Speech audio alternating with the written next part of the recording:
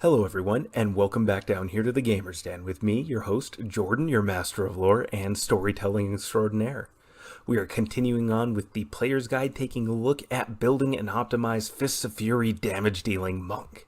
And now we are through the abilities, through the feats, and all the skills, and we are on to something that I didn't really quite do with the Fighter's Guide builds, and that is taking a look at gear selection. And it's a little bit more relevant here because with fighters can make almost anything work really well. They've got some excellent weapon selection options available to them. All different kinds of pole arms, swords, axes, maces, flails. They can use anything, and their abilities will make those weapons better and better as time goes on. There are still some from a purely mechanical standpoint that will be better than others, but as I hope I had shown with the interesting fighters build, there are different ways and workarounds, especially with the huge feat selection fighters get, that will allow them to make more weapons work better for them. With monks are a little bit more limited, and this is based on their class abilities. Remember, the number one thing we're looking at here is upping this character's damage output. And to do that, we need to do flurry of blows as often as possible. Monks are limited on what weapons they can use Flurry of Blows with. Any weapon that you want to use with Flurry has to have the Monk ability on it. And it's listed in the item's description, or if you're having trouble finding that, you can go online and look up which weapons are able for a monk to use or use their Flurry of Blows with. Now, when this guide had first initially come out, that Treant Monk had put out, the information available was a little bit limited at the time. There weren't as many supplemental books out. And now that there are, the options for monks have expanded a bit to some things that are a little bit more interesting and quite a bit more useful to the monk. He was right at the time that most of the monk character class's weapons were mechanically similar, doing 1d6 points of damage with your strength modifier on top, getting a critical hit, a potential critical hit on a roll of 20, and doing double damage as a result. Not bad, but not great, and definitely, as time went on and your character levels up, the raw damage that you're able to do with just your natural attacks would rapidly outpace what you could do with a weapon. Weapons were still viable, however, because at a certain point you would probably be facing down an enemy that had a high amount of damage reduction to them, and you would require specific materials and enchantments in order to overcome that damage reduction. For example, fairy creatures, whether they're the summer fae or the winter fae, require cold iron weaponry in order to overcome their damage reduction. And typically on top of that, they require the weapon to be magic as well. So monks don't really get that as an option in their class abilities. They can treat their weapons as whatever alignment they are, or if your DM's being strict, going with the lawful alignment, and eventually they get to treat their weapons as if they had an adamantium quality to them. Helpful, absolutely, but that's hardly covering the full spectrum, and depending on the types of enemies your DM is throwing at you, you're going to need something more, and this is where having melee weapons comes in and is really handy. So, let's go ahead and just dive right into the gear selection here and get into these delicious, wonderful damage-dealing tools. And starting off, one that I brought up many times before is the Shuriken. This is your only ranged attack option, really. Again, without any tweaking or adjustments on your part or the DM's. And also, because of the Shuriken's own properties in the game, they can be drawn as a free action, meaning you can use them with your Flurry of Blows. They only do 1d2 points of damage plus your strength, but that's still not too bad considering that otherwise, if you had to move but couldn't quite get to your target, you can still do a flurry and deal out some damage to them. And if you roll a 20, well, you're doing double damage on that hit. And because it's a 1d2, you're not looking at a whole lot of a range of possibilities in the amount of damage you're going to do. You're either going to do 4 or 6 points of damage per hit with the shuriken. And if you have the deadly aim feat on top of that, you're looking at 6 to 8 points of damage. And starting off at level 1, throwing 2 shuriken. If both hit, and you're looking at that short range of damage, doing 12 points of damage in one go is not bad at all. So shuriken, always a good example, but you will want to try to find some that are cold iron, mithril, silver, just so that you have something to help overcome that those various damage reduction qualities your many enemies will have out there. Now we move on to melee, and like I'd mentioned before, at the time, Treant Monk was right that most of the monk's weapon options mechanically were really damn similar. 1d6 points of damage, critical on a 20, and times 2 damage. But there have been some new options that have come out with the different supplementary books that I really like with this build. And for the most part, almost all the melee weapons that are able to be used as part of a monk's flurry of blows are going to be blue, maybe green quality. But for this specific guide here, I'm going to be focusing on the newer weapons. Once again, you can find the link to Treant Monk's guide down below in the description, and you can follow that there to take a look at some of the other options he discusses. But I'd just like to mention here real quick, like what you see on the screen. After your character starts to deal 1d10 to 2d6 points of damage unarmed, you're probably going to have some magic items or options that are going to help your attacks overcome damage reduction without using weapons.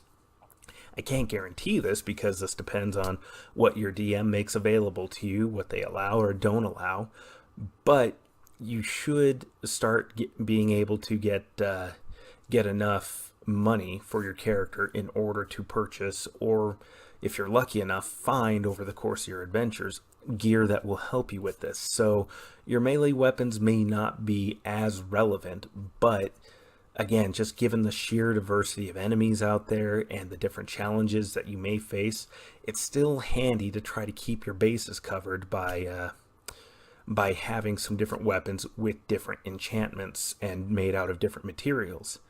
For example, one of the prime magic items that Treant Monk lists is the Amulet of Mighty Fists. It lets you treat all your unarmed attacks as magical, and depending what enchantments are on the amulet, you can make them flaming strikes, ice strikes, or holy, or evil, or lawfully aligned, or chaotically aligned. Whatever you want to do or need to have, you can put on the amulet. But there's a limit to everything that you can put on there. And if you're dealing with a wide range of different enemies, you're going to want to have some supplemental weapons as a backup, just in case. Now, let's go ahead and dive on through the rest of the weapons here. Starting us off, we have the Sansetsuken, also called the 3-section staff. And this makes the top of the list here for me because you can flurry with it, and fighting defensively will give you a +1 bonus to your armor class, which, if you recall, you really need this, especially at lower levels. It deals 1d10 points of damage and crits on rolls of 19 to 20 for double damage, meaning one out of every 10 rolls you have a chance to deal a critical hit. Also, it's a two-handed weapon, so the strength and a half bonus rule applies to this. So instead of getting an extra +4 points of damage from strength, you're getting +6 because you have to wield it two-handed. And like most weapons, this is going to be inexpensive at a hefty 8 gold pieces. This is always going to be a solid grab for you. It's really awesome. The only reason I don't say grab this every time is because if you're making the same carbon copy character over and over and over again, it just gets boring. And that's also why I have a number of other options on here, just to make things a bit more interesting. And then we have the 9-section whip. This is another great weapon. It's only one-handed, so you're not getting the strength and a half bonus, but it does 1d8 points of damage, still has that same blocking quality that gives you the +1 bonus to armor class when you fight defensively.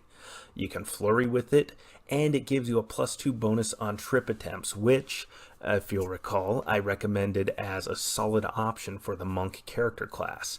And tripping can be done as part of your flurry of blows. So being proficient in tripping, getting a +2 bonus on it right there already, with this weapon giving you another +2 bonus, you got a +4 total there on top of using your character's, your character level in place of your regular attack bonus for making all these combat maneuver checks. So this is going to be really great. Also, it costs 8 gold pieces, just like the Sansetsuken, and it's really easy to get for a starting monk. And then we come to the Kusari Gama, and this is the sickle and weighted chain combo. Now, normally for most characters, I'd say that this really isn't anything to write home about, except for his flavor, like say if you're playing a monk character. The sickle does 1d6 points of damage, and the chain does 1d3.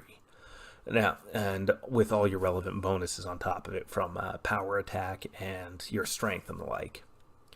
But since it falls under monk weapons, you can flurry with it, which is beautiful for monks. It gives you a +2 bonus on trip attempts and grapple attacks. Again, grappling is a great option for monks, really good for dealing with those pesky spellcasters and the like. And it's one of 2 new melee weapons for the monk that offers reach, meaning you can affect a wider area. The other option is the double sickle, which is basically the same as this. It just deals 1d6, and instead of having an additional 1d3 that it can do, it deals 1d6 points of damage and doesn't give you a grapple bonus. Now, you remember how combat reflexes meshes real nicely with reach weapons? Oh, God, this works so well here. This is absolutely a blue choice all the way. For me, it's tied with the Sansetsuken and how incredibly useful it is for monks. I absolutely recommend grabbing this one. And then we come to the 9-ring broadsword, and this just for me, I love swords, if you couldn't tell. I think they're fantastic, and the 9-ring broadsword is a solid choice. It's not as good as the other 3 listed here. You can flurry with it. It deals 1d8 points of damage, but it only crits on a 20, but it gives you a nice solid ×3 bonus on damage if you can confirm the critical hit. So again, really, really good choice here. It just doesn't give you the other array of features and bonuses that the other 3 weapons do, and it doesn't have reach, which is, it makes sense, but it's unfortunate. But again, really, really nice, and it's above what you can normally do starting out, and the fact that you can still flurry with it really helps to up your damage potential, especially early on. And then we come to the next bit of equipment here. Moving on from the weapons now, we move up to magic wands and why you want them for your character. And yeah, you're a monk. You are not going to be using them yourself. But purchasing some certain magic wands can be a really wise investment for your character long run. Especially, well, it doesn't matter at what point in the campaign, whether it's early on, mid-game, or late game, these are going to be really helpful for you. So, at least in campaigns with magic, if there's no magic, then hey, disregard this section entirely. But in campaigns with magic, there are going to be spellcasters, and your party will likely have at least one spellcaster.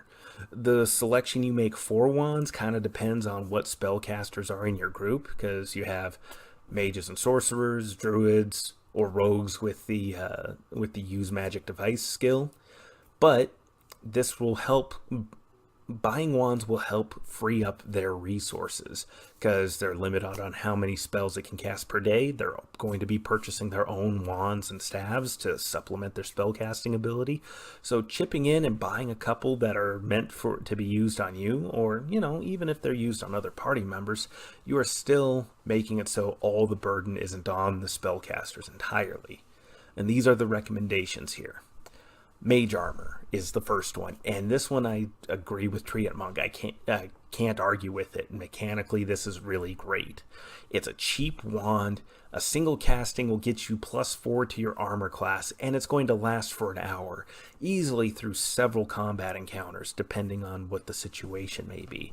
Or if you're not expecting combat, well, if you're suspicious combat may happen, throwing this down on top of you, it's a subtle, easy spell, and it's readily ignored by anybody detecting magic because, well, I shouldn't say readily ignored, because it depends on the situation, but somebody that has a protection spell on themselves, if that magic is detected, it's probably not going to raise a whole lot of eyebrows. At worst, they may be like, oh, they're expecting a fight may break out at worst, which, I don't know, maybe may end up being a social faux pas, but then again, it's not your job to be the sociable one. Let the bard smooth all that over. You boost your defense and be ready for a fight to break out. And then we have Barkskin, which is going to be usable by druids and rangers. This will also help boost your armor class. Wands with higher level castings and enchanted into them will last longer and give you better bonuses, but they're also going to cost more. But ideally, if you're looking at getting wands with higher level castings available, you're probably going to be able to afford it, in theory. Or if you can't afford it, you may be looking at stealing it. Either way, best of luck. And then we have the protection from spells, and these are protection from evil, protection from good, protection from law, chaos, neutral, everything in the alignment spectrums.